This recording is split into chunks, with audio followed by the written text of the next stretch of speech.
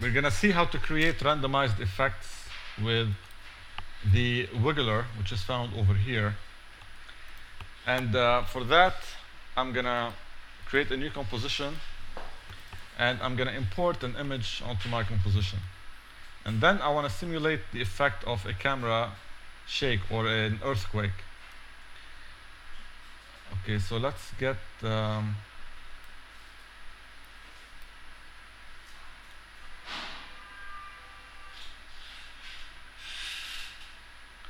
looking for the cow's image. Alright, that one. And I'll bring it down here. Okay, I don't want to go and move the footage like this. Although I can do it, but it's not good because I might have something else that is linked to that, and it would affect the other objects as well. The thing to do is to actually create a camera and then randomize the position of the camera. So I will turn this into a 3D layer, and I'll choose layer, new camera, 35mm, press OK. And here, if I go to my, say, custom view, I can see the camera with respect to the rest.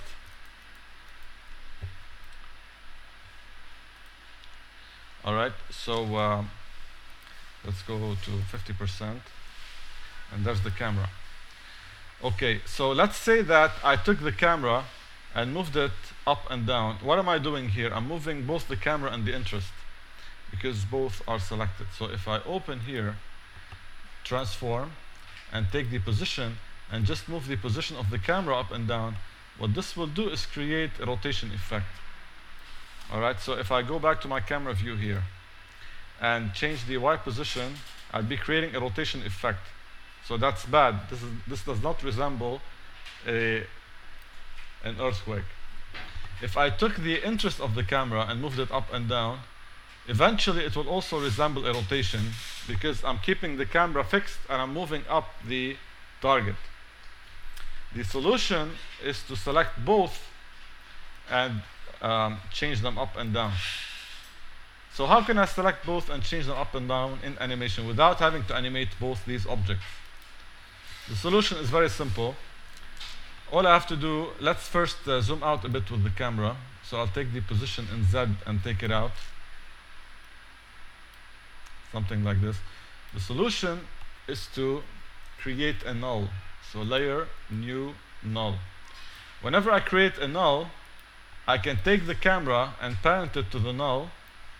What this will do is make the null the parent of the camera. Both the camera and the interest are the parent, and now I can create my earthquake effect. So this is a good technique because you are parenting both the camera and the interest, or the target of the camera, to the null. So once this is done, I'm ready to create my camera shake effect. Alright, so how do I do this automatically? I don't want to do it manually, because if I did it manually, it would take me a long time and it wouldn't look real. So what I need to do is work on the transform Y position of the null.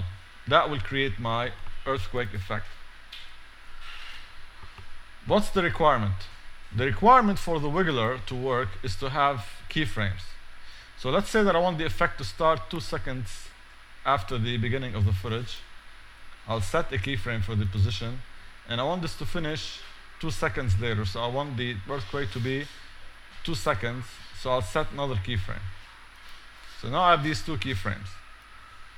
If you notice, if you look here at the wiggler, again, I repeat that you can get it from window and wiggler. Here, it's not available. I can't apply anything until I select both keyframes, because it needs a start and an end. So once I have these, I can create my randomization. So here I have a frequency and a magnitude. Let's accept the defaults and press apply. So what happened here is that I have keyframes created. If I zoomed over, I would see the keyframes created. So let's play and see what we have.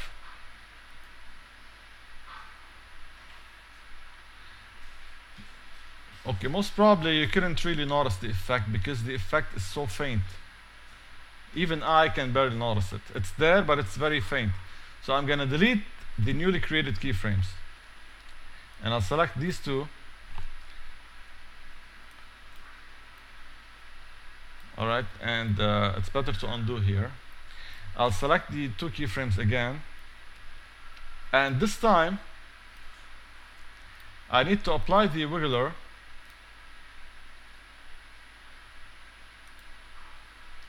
but I just want it to have more frequency. The frequency is the speed, and the magnitude is how intense I'm moving up in Y, up and down. So I'm going to increase the frequency, say to 10, and the magnitude, say to 5, and hit apply. So once I do this, let's reduce the length of the composition so that you don't have to wait a long time for this, and maybe drag these keyframes here. So if I zoomed in and I hit play, it's still calculating now.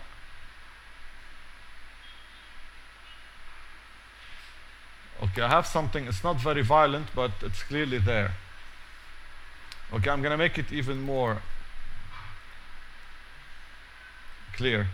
So I'll set the frequency to 20 and the magnitude to 15 and apply.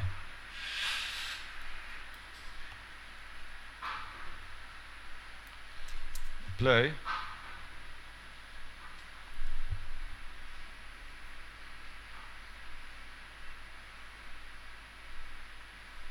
Alright, so now it's clear that we have an earthquake effect, but it doesn't tell yet because we are missing motion blur, and that's what I want to add now. So I will activate motion blur for the layer, which is here, and then activate the global motion blur and re-preview. It will take a bit longer, but it will create a much better looking rendering.